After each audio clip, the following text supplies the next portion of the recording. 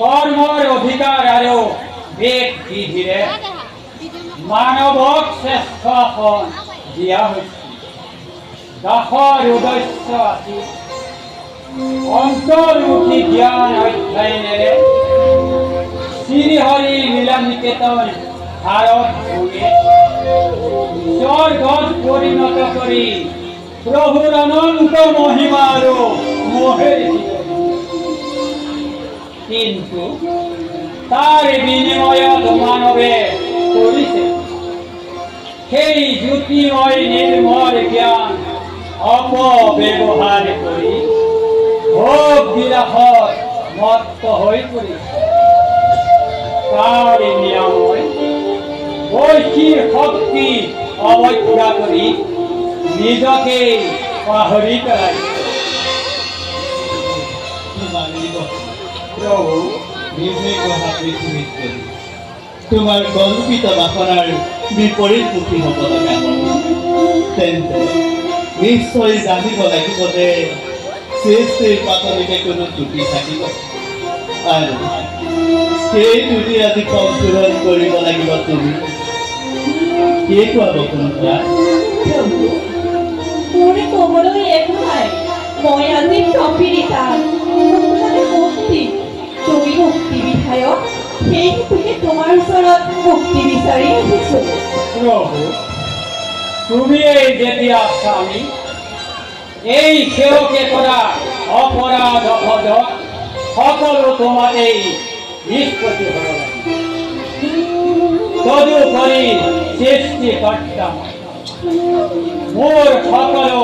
ত্ৰুটি বিচ্যুতি নিৰাময় কৰিব লাগিব তুমি মই বাথো কৰ্তব্য আৰু সৰ্জনেই মোৰ কৰ্তব্য মহাদেৱ সংহাৰৰ অধিকাৰী হলেও কাল অন্ত নহলে হেন তেওঁ পাৰ বৰ্তমান বসুন্ধৰাৰ মুক্তিৰ কাৰণে সংহাৰ একান্তই আৱশ্যক হৈছে সঁচা কথা প্ৰভু কাল অন্ত নহলে সংহাৰ মোৰ দ্বাৰাও সম্ভৱ তাক সম্ভৱ কৰিব খুজিলে তোমাৰ সৃষ্টিৰ অখণ্ডনীয় বিধিলিপিৰ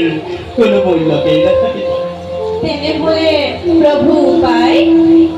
অৱশ্যে তাৰ উপায় উত্থাপন কৰিব মই যোগামায়া আৰু নাৰদক স্মৰণ কৰিছো তেওঁলোক আহি পালে ইয়াৰ উপায় হ'ব যেতিয়া অধৰ্মৰ অদ্ভুত প্ৰয়োগ ধৰ্মৰ পদয় আহি পৰে সেই সময়ত যুগে যুগে নানা ৰূপে অৱতাৰ ধৰি স্বধৰ্মে খ্ৰীষ্টক ৰক্ষা কৰি আছে কিন্তু এইবাৰ পূৰ্ণ অংশী অৱতৰি পৃথিৱীত এনে এক অভূতপূৰ্ব ৰূপ দিন যাতে পৃথিৱীৰ ভৱিষ্যত মহাবোধত পৰিণত হয় এতিয়া তোমালোক যোৱা প্ৰভু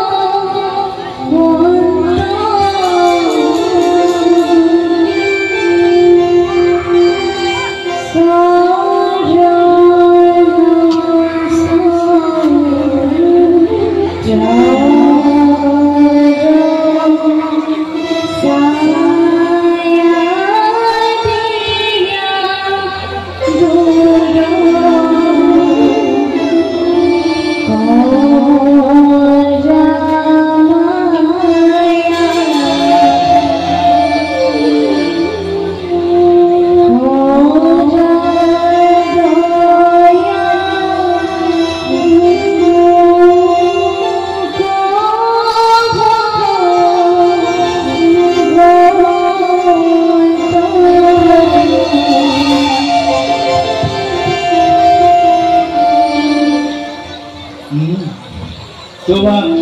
স্মৰণ আদেশ কৰক প্ৰভু। তুমি জানা যেতিয়া এই জগতত ধৰ্মৰ গান আহি পৰে পুনৰ ধৰ্ম সংস্থাপনৰ হেতু অৱতাৰ গ্ৰহণ কৰিব লগা এনেকৈ পূৰ্বে অৱতাৰ পৃথিৱীৰ ভাৰ হৰণ কৰি এইবাৰ হৰণ কৰি এনে ব্ৰিটিছৰ অত্যাচাৰ চলিছে যে ধৰিত্ৰী দেৱীও স্থিৰেৰে থাকিব নোৱাৰি সঘনে কপি উঠিছে ধৰ্ম কৰ্ম সত্য শৌচ দয়া ক্ষমা ধৰণীৰ দুষ্টতা স্বাৰ্থী কৰে বেদ বিধি বিসৰ্জন দি একোজন স্বতন্ত্ৰ নায়ক হৈছে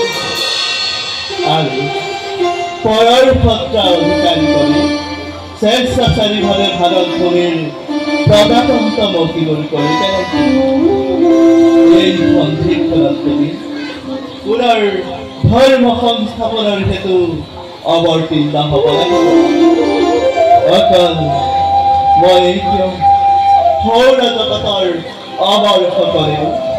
যথাযথভাৱে ভাৰতত জন্মগ্ৰহণ কৰি আমাৰ সহায় হ'ব লাগিব মোৰ কৰ্তব্য কি হ'ব প্ৰভু? তোমাৰ কৰ্তব্য গুৰুতৰ সম্প্ৰতি গকুলত যশোদা দেৱীৰ গৰ্ভত অৱতীৰ্ণ হোৱাটো প্ৰভু তাহিৰ এনে কি অপৰাধ যে পৃথিৱীত নৰজনী প্ৰাপ্ত হ'ব লগা হ'ল? এনে বিহন শাস্তিৰ ব্যৱস্থা কিয় প্ৰভু? তুমি মই সকলো কৰ্তব্যৰ তুমি কিয় ময়ো দৈৱকীৰ গৰ্ভত জন্মগ্ৰহণ